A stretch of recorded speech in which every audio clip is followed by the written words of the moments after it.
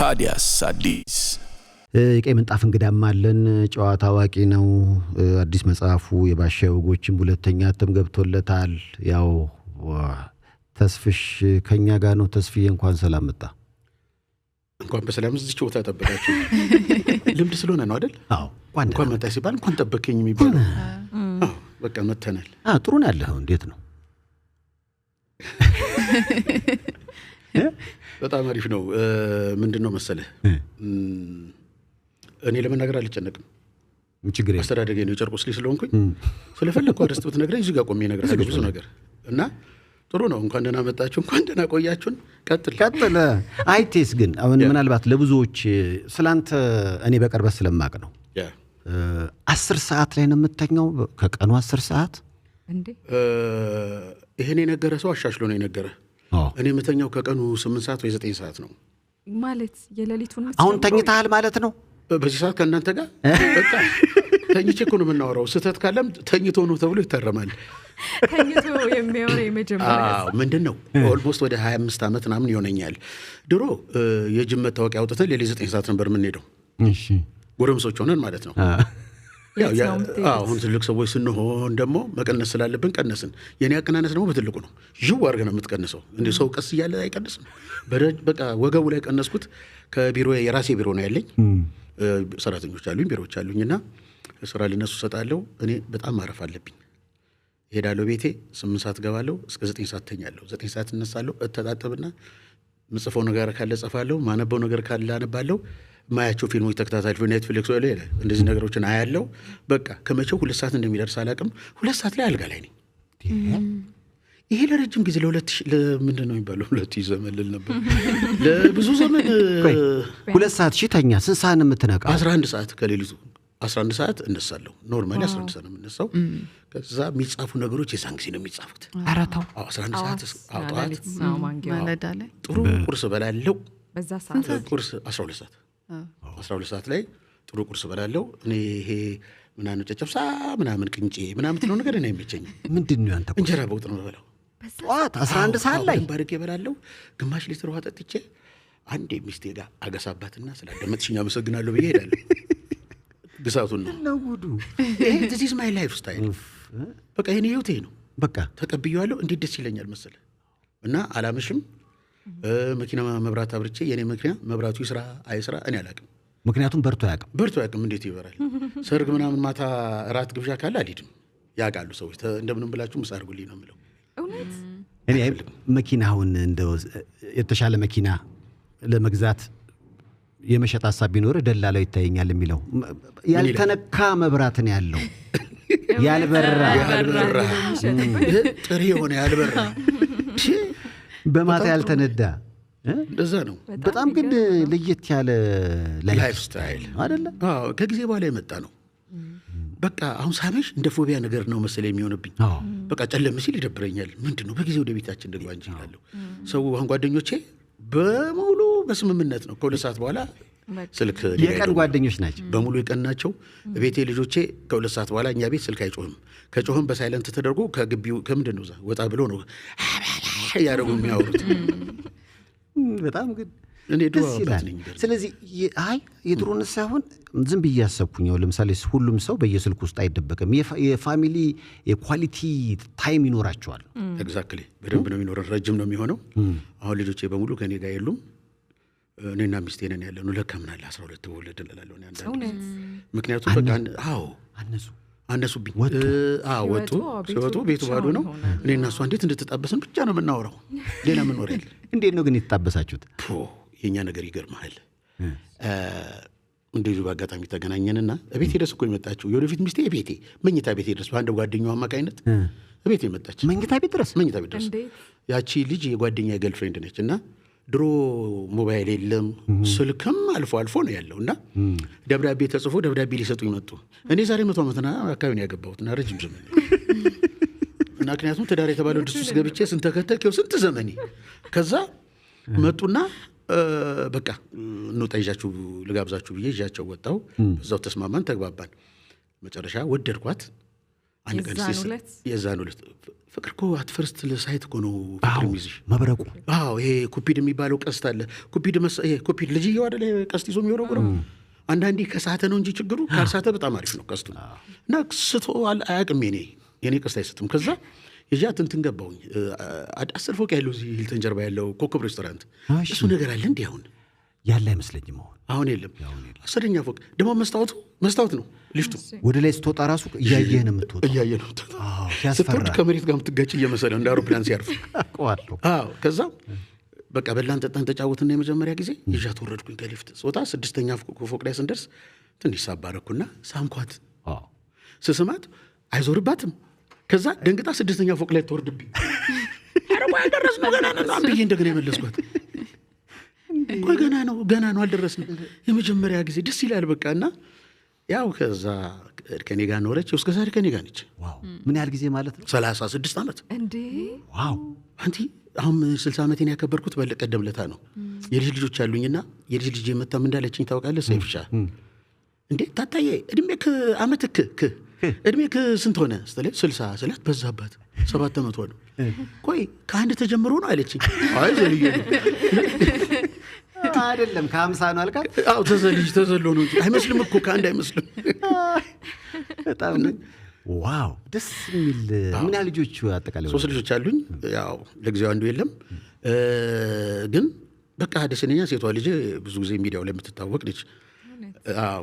ጎበዝ ነች፣ ዶክተር ነች። ሰይፍሽ አንድ ቀን ይህን ቤተሰብ በሙሉ ነቅዬ ይዣቸው ሄዳለሁ። እና ጎበዝ ልጅ አለችኝ በጣም ወዳት። ወንዱ ልጅ ደግሞ እንዴት እንደምወደው ልነግርህ አልችልም። ጓደኛዬ ነው፣ ብዙ ነገር ነው አብረን የምናወራው።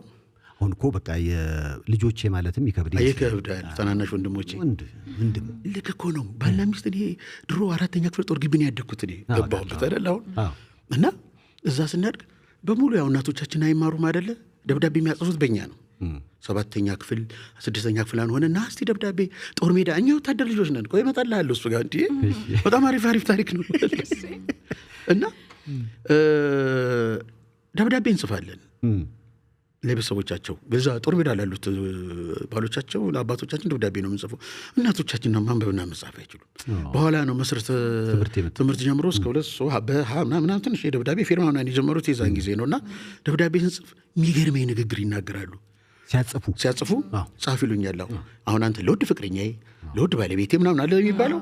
እነሱ ለውድ ወንድሜ እንዴ እላለሁ እኔ። አየኸው ስትቆይ ወንድም ነው የምትሆነው ማለት ነው። ለውድ ወንድሜ እንዴት ነው ወንድም ነው የሚባለው? ባል እኮ ነው ወልደው ነው እንዴ ወንድም ምን ወንድም ነው? ለካ ሲቆዩ እንደዛ ነው። ሰው ሲያለቅሱም ባልና ሚስት ሲሞቱ እህቴን ይላል። ሚስቱ ስትሞትበት እህት ናቸው የምትሆነው በኋላ። እና ስትቆይ እንደዛ ባዮሎጂካሊም እንደዛ አይደለ? የምትበላው ምግብ አንድ አይነት፣ የምትጠጣው መጠጥ አንድ አይነት፣ ትንፋሽ አንድ አይነት፣ ተቃቅፈ ስለምተኛ መልክ ሁሉ ይመሳሰላል ይባላል። እንደዛ ይባላል። ባልና ሚስት ከአንድ ወንዝ አይቀዱም፣ ከአንድ ባሊ ነው የሚሆነው። መጥበብ አለበታ። ወንዙማ ሰፊ ነው፣ ብዙ ነገር ታኖሪበታለሽ። እና ይሄን ነው የሚመስለው። ቤት በጣም ብዙ መጽሐፍ አለ አለኝ የምትለው ሀብት እሱ ነው? እውነት ነው። ከዛ በላይ ምን አለ? የእኔ መጽሐፍ በጣም ነው የሚገርምህ። ድሮ ትምህርት ቤት ዩኒቨርሲቲ ምናምን ስንማር መጽሐፎች በኪራይ ነው የምናነበው። ኪራይ ነው። እዚህ የመጽሐፍ እንግዲህ ታውቀው ይሆናል ወይ እናንተ እንኳን ልጆች ናቸው አታውቁትም። አሸናፊ በዛብህን ታውቀዋለህ? ስቴዲዮም ጋር ከጋሽ ስብሐት ጋር ያለው አሸናፊ በዛብህ ከብሔራዊ ቲያትር ኤግዛክትሊ አንብቤ ያለው። አሸናፊ በዛብህ ማለት የመጽሐፍ ሻጮች አያት ነው። የነጃፋር አባት በቃ የነጃፈር አባት ነው እሱ። አሁን ናዝሬት ነው ያለው፣ አዳማ ነው ያለው።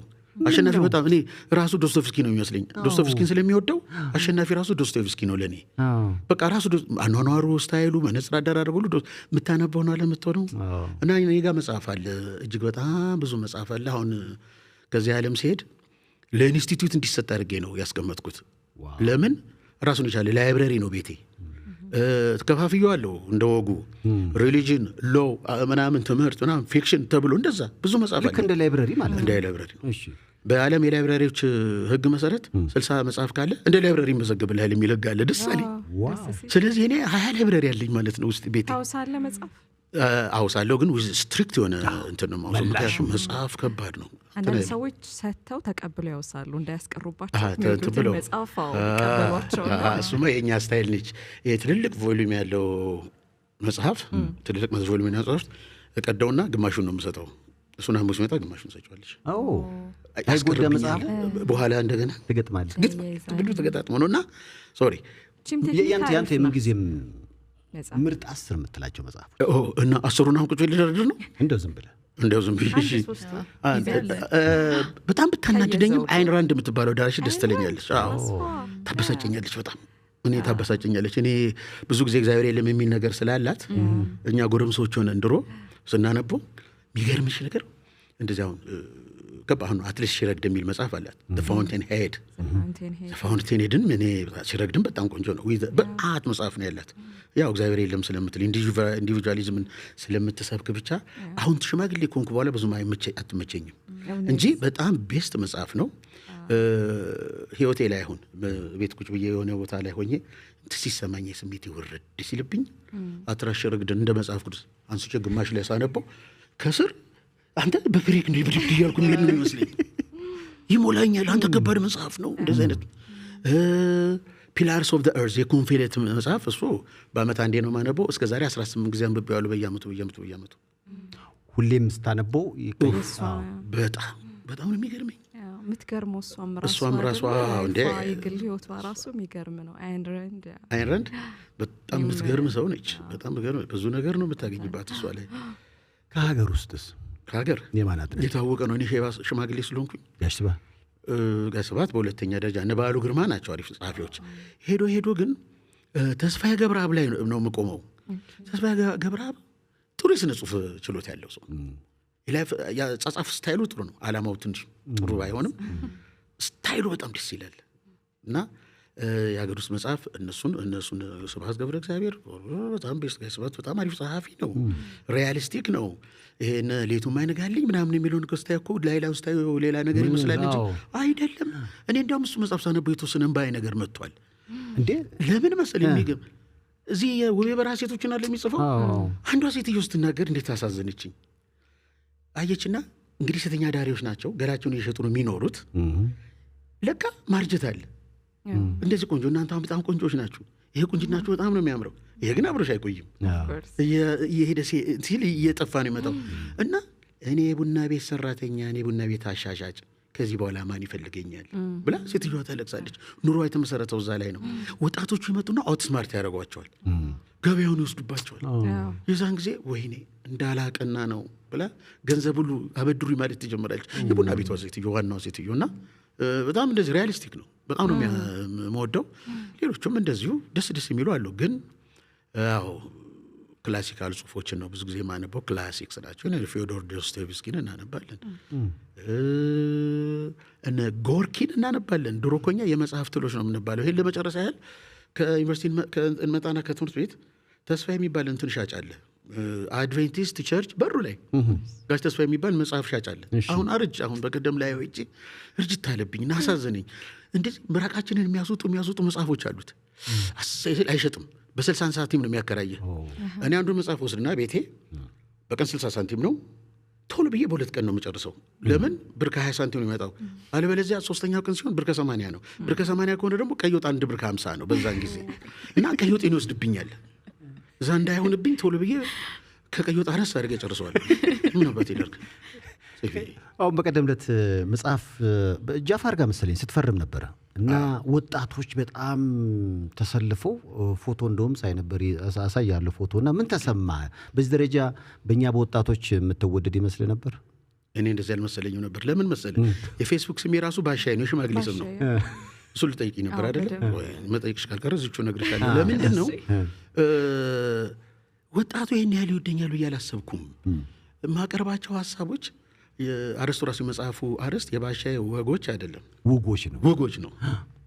ተናግሬ ውግት ነው ማድረገው። ተናግሬ ውግት ነው ማድረገው። ስለዚህ ያ መወጋው ነገር ለመንግስትም፣ ለምንም፣ ለህዝብም፣ ለወጣቱም በጣም ጠቃሚ ነገር ነው እና እኔ አይ ካንት ብሊቭ እኔ ምን እንደሆነ አላውቅም።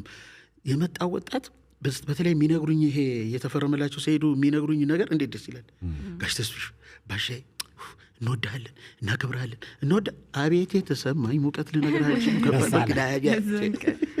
እንዴት ደስ ይላል፣ እንዴት ደስ ይላል። በሰው ልብ ውስጥ መግባት እንዴት ደስ ይላል።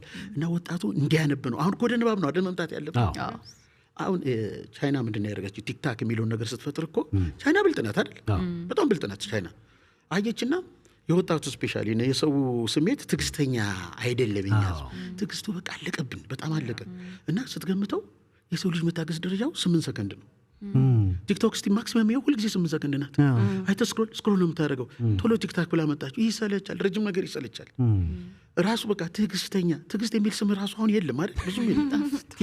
ቲጂ ሆኗል እንጂ ቲጂ ሆነ።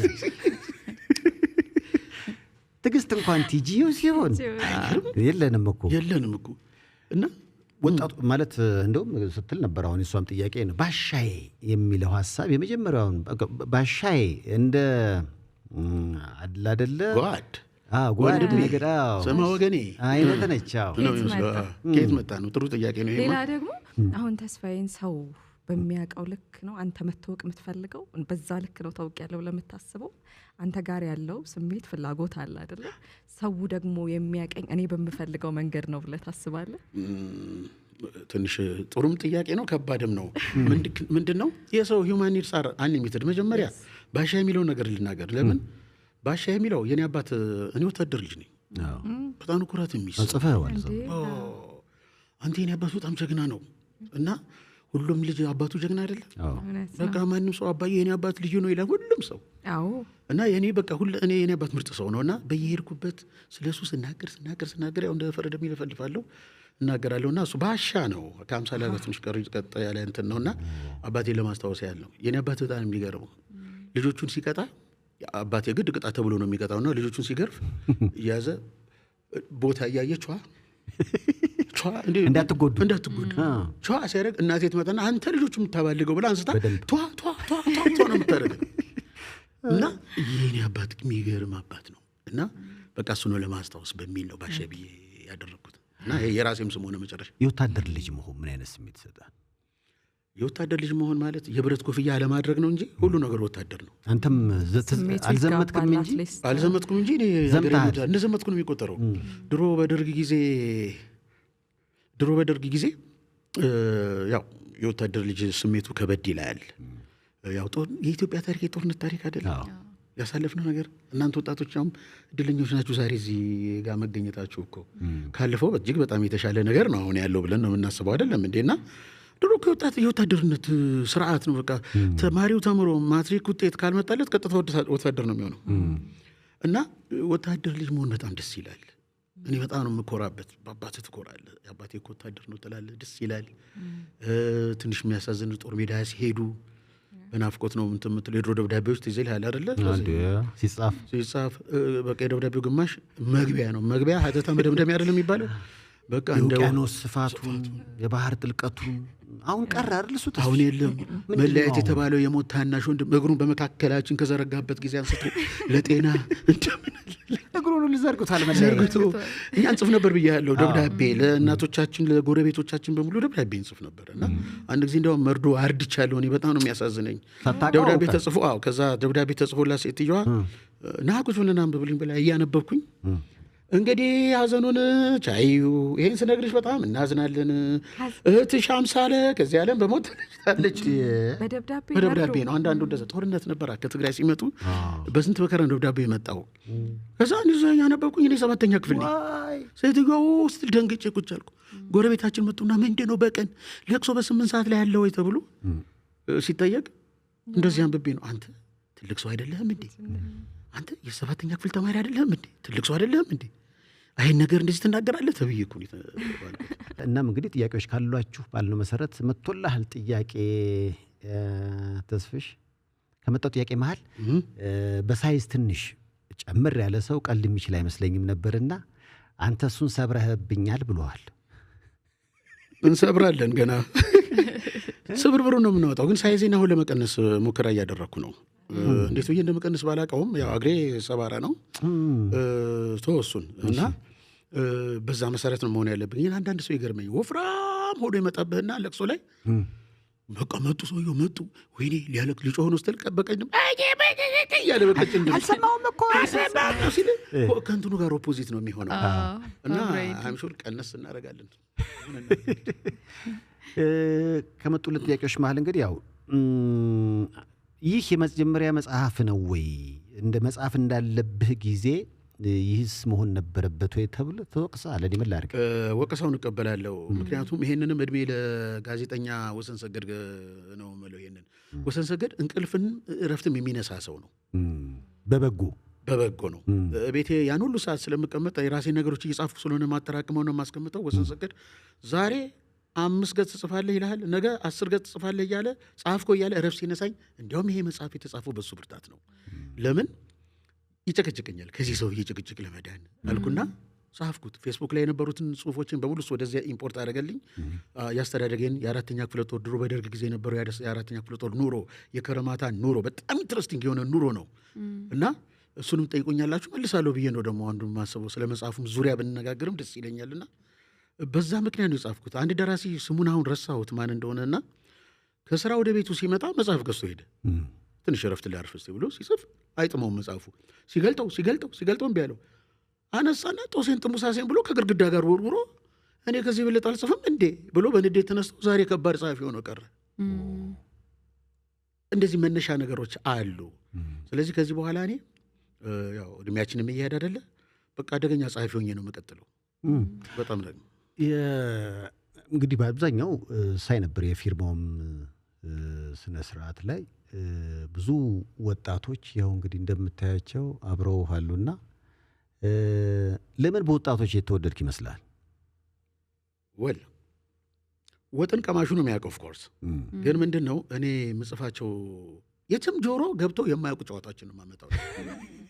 የትም ሱቅ የማታገኛቸውን እና እነሱን እጠቀማለሁ። ወጣቱን ሴንተር አደርጋለሁ።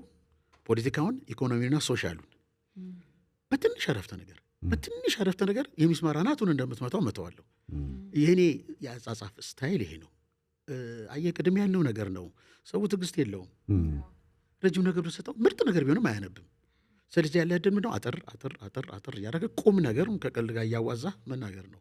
ለዛ ይመስለኛል የሚወዱት። እና ኖርማሊ በመጽሐፉ ብቻ አይደለም፣ ኖርማሊ ብንገናኝ ቁጭ ብዬ ስጫወት ሁል ጊዜ ሴንስ ኦፍ ሂውመር ደስ ይለኛል።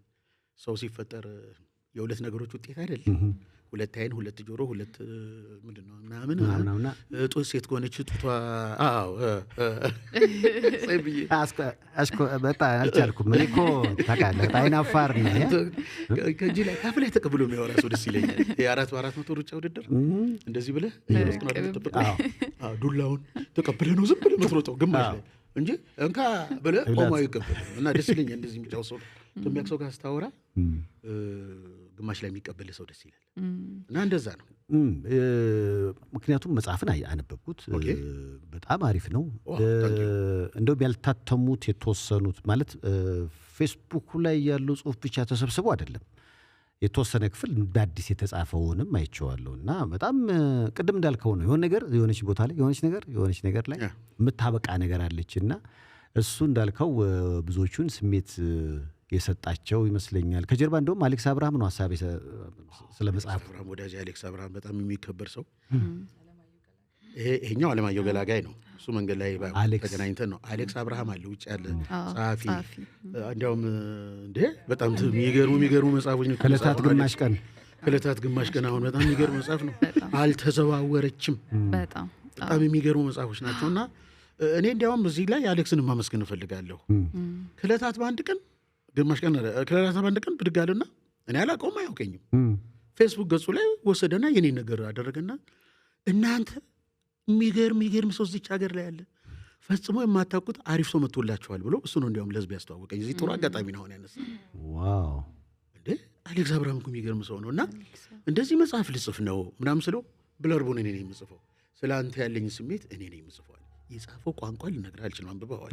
የሚገርም ነው። እና ለጠቅላይ ሚኒስትርነት የሚወዳደር የምርጫ ቅስቀሳ አስመሰለብኝ። አንተ ለእኔ ነው ያልክ? ለእኔ ነው እንዴ? ከመጣልህ ሀሳብ መሀል ለአንተ እውነተኛ ስኬት ማለት ምንድን ነው? በወጣትነት የምታስበው የስኬት ትርጉምና ዛሬ ላይ የምትረዳው ስኬት ትርጉም ይለያያሉ የተብልሃል? ደፍኔትሊ ይለያያል። የማንም ሰው ይለያያል። ወጣቶች ሆነን ብርሃኑ ዘሪሁን የሚለዋለን ወጣት ሆነን ትምህርት ቤት ሳለን ህልም አልመናል ዓለምን በዚህ በተሻለ መንገድ በዚህ እንቀርጻለን ብለን ነገር ግን ስናድግ የልጅነት ስሜታችን ስለሚጠፋ አቅጣጫችን ይቀየራል። ያንዳንዱ የማይቀየረው አንዳንዱ ከልጅነትም ነው ስለማይነሳ ነው። እና ለማንኛውም እዚህ ደርሳለሁ ብዬ መቼም እቅድ አላወጣሁም። እቅድ የሚወጣው በሂሳብ ነው፣ በቁጥር ነው። ይሄ ላይፍ ታይም በተለይ ሶስተኛው ሀገር ላይ ስትኖር ህይወት ራሱ አይደለች እንደ ቦይ የዛች የምትወስደ ኤሌክትሪካል ኢንጂነሪንግ ተመርቆ የሞባይል ካርድ ይሸጣል። ይሄ ነው እና ህይወት ራሷ በምትበላ ቦይ ነው የምትፈሰው። እንደዛ ይመስለኛል እኔ ጥያቄውን ከመለስኩ እንደዛ አይደል? እንደዛ ነው። ህይወት እኮ የምትመራሽ። ትክክል። አንቺ የምትወጂውን ሰው አግብተሽ ቆይ እናንተ ላታገቡት ኧረ ገና አላገቡም፣ ግን ምንድን ነው የምትወጂውን ሰው ነው የምታገቢው። የምንወደውን ሰው ማንም ሰው የሚወደውን ሰው አግብቶ አያውቅም። በጣም በፐርሰንት ትንሽ ነው እንዴ? በጣም ትንሽ ነው የሚወደውን ሰው ማለት የህልሙን በቃ ኢማጂን የምታደርገው በነጭ ፈረስ ለሚመጣው በነጭ ፈረስ ይመጣል እንዴ? ድሮ ልጃገረዶች ሲያስቡ ይርቱ የኔ ፕሪንስ ይመጣል ነው ምናምን ነው። አይሆንም። በኋላ ኢቨን ትዳር ስትመሰርቺ ከስንት አንዱ ነው ከልጅነት ጀምሮ የወደዳት ልጅ የሚያገባው። አጋጣሚ የሚሰጥሽን ነው የምትቀበይው። የምትመሰርቺው እንደዛ አላግባብ የምታጭው ብዙ ሰው አለ። ህይወትም እንደዛ ነው። ስለዚህ ያው ድሮ በልጅነት ጊዜ ጀምሮ አንተ ስኬታማ ነኝ ብዬ ማስበው ይሄን ካረኩ ነው ብለህ ያስቀመጥካቸው ነጥቦች ምን ነበሩ? ጥሩ ጥያቄ ነው። ግን ምንድነው እኛ ይኖርንበት ዘመን ከባድ ዘመን ነው። ሰብዬ በጣም ከባድ ዘመን ነው የኛ ነው። ማንም ሰው ብድግ ብሎ ዛሬ ዶክተር ሆናለሁ ካለ አይሆንም። በአጋጣሚ ነው የሚሆነው።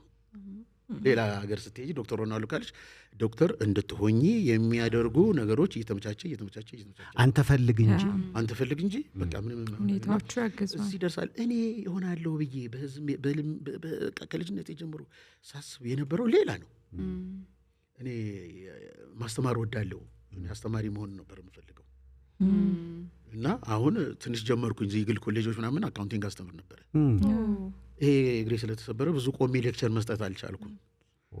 ስለዚህ ራሴ ቢሮ የአካውንቲንግ ቢሮ ከፍቼ መኖር ቢያንስ የህልምን የተወሰነ አሳክቻለሁ ብዬ አስባለሁ። ታክስቱ ጋድ እዚህ ደርሰናል። የሚመጣውን ሀሳብ እያየን ነው እንግዲህ ስበው የብሔር ልዩነት የለውም፣ የሃይማኖት ልዩነት የለውም። በቃ በሰውነት እዛ ቦታ ላይ የወታደር ቤተሰብ ነው አይደል? አንድ ላይ እና እንደ አንድ ቤተሰብ አሁን አባቴ እናቴ ትላለህ እንጂ ጎረቤትህም ይመስለኛል የአባትና የእናትን ያህል የሚቀጣ የሚያሳድግህ እሱ ነው። አካባቢውን አይደለም የሚመስለው። የምንቀጣው በጋሽ በየነ ነው የምንቀጣው እኛ። አንድ ጊዜ ጓድም መንግስቱ ኃይለማርያም ሚስታቸው ወለዱ። እኛ አንቱ ነው የምንላቸው አይደል? ውባንቺ ናቸው። ውባንቺ ወለዱ። ከዛ ሲወልዱ ሶስተኛ ልጃቸው ነው። ሲወልዱ ተሰብስበን ሄድን ገንፎ ልንበላ። በነገራችን ላይ የእኛ አባቶች የጓድ መንግስቱ ኃይለማርያም ጠባቂዎች፣ ዘበኞች፣ ሹፌሮች ምናምን ናቸው። የቤተ መንግስት ቀረብ አይደለም። አራተኛ ክፍለ ጦር ነው የሚኖሩት እኮ ጓድ መንግስቱ ኃይለማርያም መጀመሪያ ላይ ስልጣን ሲይዙ ኢትዮጵያ ፕሬዚዳንት ሊሆኑ ከሶስት አልነበሩ? ጀነራል አጥናፉ አባተ እንደዛ ሶስቱ ነበሩ። እና የጋሽ አጥናፉ አባተና የጀነራል ማነው የኮሎኔል መንግስቱ ኃይለማርያም ቤት ጎን ለጎን ነው። አንድ አይነት ነው። የኛ እዛው ነው። የኛ አንድ ነው እንደዚህ። እና ኑ ገንፎ ብሎ ምናምን ተብሎ አንሄድም። እንዴት ደስ ይላል መሰለ። እና እንግዲህ አስብ፣ የጀነራል ልጆች አሉ። ልዩነቱ የለም ስላልከኝ ነው። የማዕረግ ምናምን ልዩነት የለም፣ የዘር ልዩነት የለም። የምንማረው ፌልዮርዳኖስ ነው። የጀነራሉ ከጓድ መንግስቱ ኃይለማርያም ዝቅ ብሎ ኢሚዲየት ዝቅ ያሉ ሰውዬና እኔ የእሳቸው ልጅና እኔ አንድ ክፍል አብረን ነው የምንማረው። የተሰዳደብን ምን እያለን ነው የምንማረው። የዛን ጊዜ እንደዚህ አይነት ነገር የለም። እና ገንፎ ልንበላ ሄድን ወልዶ። ከዛ እሁድ ቀን ነው እና እሁድ ቀን ላይ እንደዚህ ቀርቦልን ጣውላ ነው መሬቱ የቡኒ ጣውላ። የገንፎ ተራራ ተሰርቶ አይመጣም። በትልቁ ሲለ ጓድ መንግስቱ መጡና እንትን ይዘዋል። ይህን መጽሐፍ መጽሔት ምናምን ያላቀኛ ልጆች ነን። ሶፋ ላይ ፑማ የሚል ቱታ ምናምን ለብሶች እንሰሳዋ ዘሎ ስትራይፕ ነው ትዝ ይለኛል። ጫማቸው ምናምን በቃ አሉና ቡኒ ምንድነው የቀርከሃ ሶፋ ነው። አያሳዝን? የኢትዮጵያ መሪ የቀርከሃ ሶፋ ላይ ቁጭ ብለው መጽሐፍ እያነበቡ እኛ እዛች ጋር ሳሉን መሬት ላይ ቁጭ ብለን ገንፎ ተራራ ተሰርቶ መጣልን። ዞር ስንል እሳቸው አዩ እኛን አዩም ያነባሉ። ያነበቡ ነው። ከዛ እኔ ድሮ ከልጅነት የጀምሮ ትንሽ በጥባጭ ነኝ እና አየት ታረግልና በሁለት እጄ ያንን ገንፎ ቦደስኩትና ቅቤውን ብድግ ስል ሰው እዛ ለሞሉ ጫጫታ በቃ አራዱ ያስሉ ቀናሉና ሳይው ተጨምላልቀናል። ይኸው ቅቤው በዚህ በኩል ነው የሚፈስው። ወይ እናንተ ልጆች እንዲሁ እኔ እኮ ሲመጣ ይህን የሚያክል ገንፎ ምን ይሰራላችኋል ብዬ ነበር። ተባብራችሁ ብትበሉት እኮ እንኳን ለእናንተ ሌላውም ይበቃ ነበር እኮ።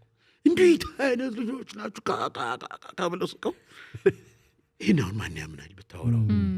ግን በጊዜው የነበረ ነገር እኔ አሁን ማታ ማታ ነው እነ ጓድ መንግስቱ ኃይለማርያም ማታ ማታ የሚያደርጉትን ሰው አይ እስከ 2 ሰዓት እስከ 3 ሰዓት እነሱ ታመሻለን ሄዳ ልጆች በልጆች ወደ ቤት በሰላም በቶሎ ግቡ ተብሎ ተጠርተን ነው የምንገባው።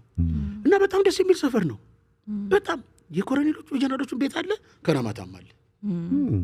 ደስ ይላል። በጣም ደስ የሚለው በጣም የሚመጣልህ ሀሳብ በጣም ብዙ ነው። ቴሳችን ዚጊ ጎረቤትህ እንደሆነ ተናግረሃል መሰለኝ። አዎ ዚጊ ዛጋ እጅግ በጣም እንዴት ነው የምወደው መሰለሽ። ቆይ ጎረቤትህ ስለሆነ ነው ወይስ? አይደለም። ዚጊ ዛጋ ኑሮን ታግሎ ያሸነፈ ታጋይ ነው እሱ። አዎ ታጋይ ነው ዚጊ ዛጋ፣ በጣም ታጋይ ነው። ሁላችን ሜዳ ልጆች ነን እና አባቱ የአባቴ ጓደኛ ናቸው። ዚጊ ዛጋ የቤቱ የመጨረሻ ልጅ መሰለኝ። እኛ ትልቆች ነን፣ እሱ ልጅ እኮ ነው ዚጊ ዛጋ። እና እኔ አፍንጫችን አይናችን ስር እንዲያየ ነው አድጎ ዛሬ የተከበረ ሰው ሲሆን በጣም የገረመኝና የመጽሐፌ እንትን ላይም ጠቅሼዋለሁ። የበለጠ ሰርፕራይዝ ያደረገኝ ግን የመጽሐፌ ምርቃት ጊዜ እስቲ ባካችሁ የ4ኛ ክፍለ ጦር የከራማታ ልጆች፣ እነዚህ ጀግኖች ልጆች እስቲ ተነሱ፣ ያን ስቃየትን ያደግ ልጆች እስቲ ብድግ በሉ ብዬ፣ አሁን ትልልቅ ሰዎች ሆነዋል። አንዴ ብድግ ሲሉ ከኋላ አንድ ጥቁር ረጅም ሰው እየበቃ አይልብኝም ሳየው ዚጊ ነው። ወይኔ ዚጊ እግዚአብሔር ያክብር ተብሎ ከኔ ጎን ቆሞ ይሄ ሰው ቀላል ሰው እንዳይመስላችሁ። አንዳንዱ እኮ ሁሉንም ሰው ታሪክ ብትሰማ በጣም የሚገርም እንዴት እዚህ ዘፈን ላይ እዚህ ታዋቂነት ላይ ደረስክ ብትለው እኮ ብዙ ነገር አልፎ ዚጊ ዛጋ ፍሮም ዘ ስክራች ነው። ከትንሽ ነገር ተነስቶ ትምህርት ቤት ሀሁ ብሎ የድሃ ልጆች ነን ታግሎ እዚህ ደረጃ የደረሰ ጀግና ልጅ ነው። በጣም ነው የምወደው አከብረው ደግሞ እና ይሄን ለማየት ነው የመጣው። እሺ እንደው ከሰፈር ሰው ከቤተሰብህ ከዚጊ ዛጋ ባሻገር ስለ ኢትዮጵያ ሙዚቃስ የተለየ ቦታ የምታስቀምጣቸው? እኔ የኢትዮጵያ ሙዚቃ ዘፋኞቹን ጥላሁን ገሰሰን ዞር እናድርገውና እናውራ። ዞር አናረገው። ለምን መሰለ? እሱ ላይ የሚደርስ ሰው ስለሌለ ነው። አሁን ምንድን ነው ጥላሁን ገሰሰ ላይ ሰቀለው ሙዚቃውን እና በሜንጧን ጠልጥሎ ሰቀለውና ማን ይድረስበት። ከዛ በኋላ ስትመጣ ቴዲ አፍሮ አለ። ያኔ ብዙ ጊዜ ሙዚቃ ሰው አይደለሁም። ጥላሁን ገሰሰን በተለየ አሁን የምታደምጥለት አሁን ሼህ መሐመድ ሁሴን አላሙዲን ምሽት መዝናኛ ላይ የሚዝናኑበት አንድ መሳፍንት ቤት የሚባላል እና እዛ ሲሄዱ ለመሆኑን መሳፍንትን አገኘሁትን አንድ ቀን ምንድን ነው የሚወዱት ዘፈን አልኩት። የትኛውም ምሽት ላይ አንድ ዘፈን አይቀርም አለ። ዘንድሮ የሚለው ዘንድሮ የስንቱ ተነግሮ ዘንድሮ የሚል እሱ ነው የሚወዱት እሳቸው። እንግዲህ ምን ለምን ወደዱት አይባልም። ምን ተሰማቸው ስሜታቸው እንደሆነ አናቅም ወይ? ዘንድሮ ምን ተሰምቷቸው ነው? ምንድን ነው ይላሉ? እንዲህ ነው የሚሉት። በቃ እሱ ሲጫወቱ ነው የሚሉት። አንዳንድ ሰው ስትሄድ ስከተላት ዋው ይገርም ነው። በቃ ዜማውን ትላለህ ብሎ ሲጀምር በቃ የለንም እኛ በጣም ስትሄድ ስከተላት። ግን ምን አይነት ዘመን ነው አሁን? እኮ ትውልድ ስትሄድ አይከተላትም። በቃ ታየው ብሎ ነው የሚመለሰው። ትቷት ነው የሚሄደው እስከ ደም ጠብታ ስትሄድ ስከተላት ነው። ፈልጊያት በዚህ ዘመን አይሰራም። በቃ ትታት ነው የምትሄደው። እኔ የጻፍኩት ነገር ላይ አላየህም? እንዲህ በጣም አንድ ተስፋ የሚባል ልጅ በጣም የሚወዳት ልጅ ነበረች አለ መጽሐፉ ላይ። በጣም የሚወዳት ልጅ ነበረች። ኮሌጅ እየተማረ እያለ በአብዛኛው የኔ ታሪክ ነው። አንዳንዱ የሚወዳት ልጅ ናት። በጣም ስለወደዳት ደብዳቤ ጻፈላት። ደብዳቤው ላይ ምንድን ነው የሚለው? መቅዲ እወድሻለሁ፣ ፊት ለፊት እንዳልነግርሽ ፈርቼሽ ነው። ስለዚህ እባክሽን እሺ በይኝ። እሺ ስትይኝ ደግሞ መሆንሽ የማውቀው ቀይ ቀሚስ ለብሰሽ ነይ በማግስቱ ሲላት፣ በማግስቱ ቢጫ ለብሳት መጣም። ስለዚህ አልፈለገችኝም እና ከዛ ዕለት ምንቅርቅር ተናዳ የላክላትን ደብተር ውስጥ ነበር ወረወረችለት እና ሄደች። ዘመናት አለፉ፣ ተስፍሽ ልጆች አባት ሆነ። ላይብረሪ መጽሐፉን እያራገፈ ሲሄድ አንዱ ዱብ አለ መጽሐፉ፣ የድሮ መጽሐፍ አንስቶ ሲያየው መቅዲ ለዛ የጻፈችው ደብዳቤ እዛ ውስጥ በቃ ምን ይለው ተስፍሽ እኔም ወዳለሁ ግን ቀይ ቀሚስ ስለሌለኝ ቢጫ ለብሴ ነው የመጣሁት ምናምን። አሁን ይሄ ልጅ መጽሐፉን ገልጦት አይቶት ቢኖር አንባቢ አይደለም ማለት ነው። ቢሆን አግብቶ ወልዶ ነበረና ያለመገጣጣም እንደዛ ነው። እሱስ ትእዛዙ የሆነ ያለመገጣጣም የድሮ እንደዛ ነው። በምልክት ማስቲካ በሆነ ነገር የሚግባቡት በምልክትም ነው የሚግባቡት። ደግሞ በምልክት ነው፣ ደብዳቤ ነው። በርካምሳ ማስቲካ፣ ጦር ማስቲካ ግን እንደምንድን ነው የጦሩ ማስቲካ? እሱ ብቻ ነው ያለው። ዳንዲ የሚባል አለ። ጦር ማስቲካ አሪፍ ነው። ዳንዲ ትንሽ ከፍ ይላል ይመስለኝ ዋጋው። ጦር ማስቲካ ፓኬቱ ብር 50 ነው። በጣም በቃ ጦር ማስቲካ። ወይ ማስቲካ ዋጋ ራሱ በዚህ ትውልድ እኮ ያን ያህል አይታወቅም። እኔ እንጃ ምንድን ነው እስቲ እሷን ጠይቃት። አንቺ ምንድን ነው የምትይው? ማለት አሁን በፊት አፍቃሪ የፍቅር ግብአት ነበር። የፍቅር ግብአት ነው። ማስቲካ ትልካለህ። ማስቲካውን ስትቀበል 50% ሄደ ማለት ነው። ተሳክቷል ማለት ነው። ቀሪው 50% ያንተ ጉዳይ ነው። ይሄን ይመስላል። እና ባቅላባ ውስጥ ታሪክ ያው መኮንን እንትን ቤት ነው ደብረትንሳኤ ባቅላባ በጣም አሪፍ ነው። አንድ ጊዜ ፒያሳ መኮንን ባቅላባ በፊት አንድ ባቅላባ ጋበዝኳት። ገና ያፍሯል ጸጉራችን። እሺ ጋበዝኳት። ለስላሳ ለጋብዛት ሄድኩኝ። ቀበሌ መዝናኛ ያው 35 ሳንቲም ነው። በጣም ኢንትረስቲንግ ነው። በጣም ደስ ይላል። ርካሽ ነው። 35 ሳንቲም በጣም ትንሽ ነው። ስለዚህ ገንዘብ ልቆጥብ ፈለግኩና ቀበሌ መዝናኛ ወሰድኳትና እዛ ሰልፍ ሄልፕ ነው ራስን የምትረዳው። እስቲ ለስላሳ ብለህ ከአሸር ጋር ገንዘብ ከፍለህ ነው ራሱ ለስላሳውን ይዘው ነው የምትመጣው።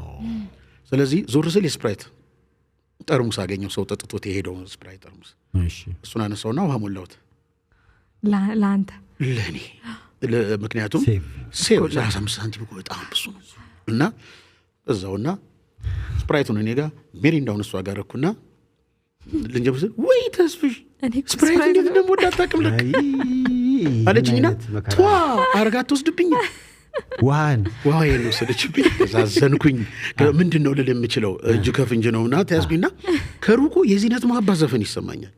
ሜኒሻ ላለ ረስት መቀሱ ነው ጆሮ ውስጥ የገባ እንደው ሜኒሻ ያን ዘመን ነው ያለፍነው። እንደዚህ አይነት ነገሮች አሉ፣ ይጻፋሉ። መጽሐፌ ላይ ጽፋቸዋለሁ። ሁለተኛው ዙር ማለት አንተ ቅድም ስታስተዋውቅ የነበረው ሁለተኛው ኤዲሽን ምንድነው ህትመት ነው። እኔ የባሻዬ ውጎች ወይም ከረማታ ፓርትቶ አለው ፓርት 3 እያለ ሄዳል። ገና ተነግረው ያላለቁ እጅግ የሚደንቁ ታሪኮች እኮ አሉ። አሬ ይጻፋሉ። ብዙ ወዳጆችህ ጥያቄ ሁሉ ልከውልሃል። እንደውም ቅድም የኮሎኔል መንግስቱን ታሪክ ስታነሳ ድሮ አዲስ አበባ ማዘጋጃ ቤት ቲያትር ሄዶ ያውቃል። 4 ኪሎ ቤተ መንግስት ለሳቸው ቲያትሩ ቤተ መንግስት ድረስ ሄደ። እሳቸው ግን ቲያትሩ ጋር መሄድ አልቻሉም። ከዛ በፊት አንዴ መጥተዋል።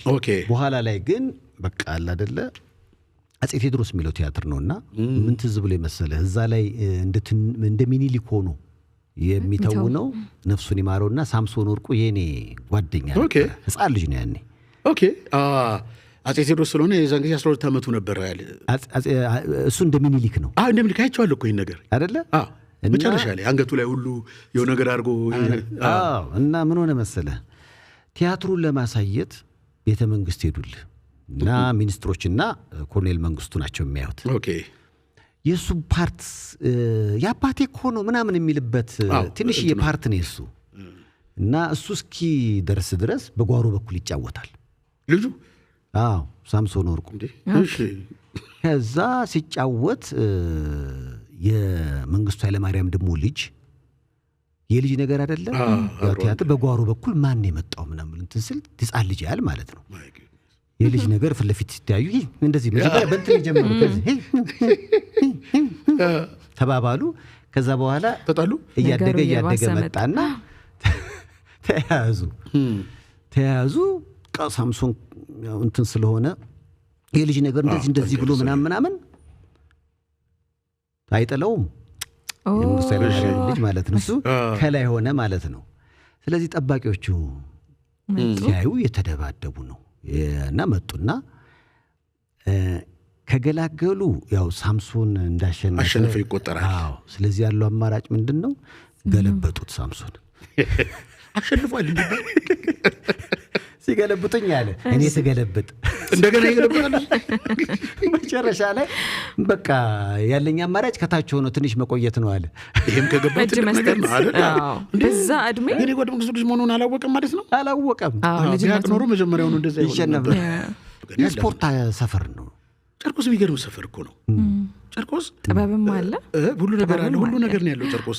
ቸሬ የሚባል አለ አሁን ሞተ በቅርቡ እና የለጋር ፍሬ የሚባል ጨርቆስ እዛችሁ ጋር ነው። ቦዲ ቢልደር የሚያነሱ ልጆች ናቸው። ድሮ ሽሮ እየተበላ ቦዲ ቢልደር ይነሳል ምን ይላል እና መላሻ ቤት የሚባል አለ። እንግዲህ ይህ ነገር ዛሬ 40 እና 50 ዓመት ነው እና 50 ዓመት ያልፈዋል። መላሻ ቤት ከርቼ ፊት ለፊት ወረድ የምትላት መንገድ ነች። እዛ ጋር መላሻ ቤት አለ።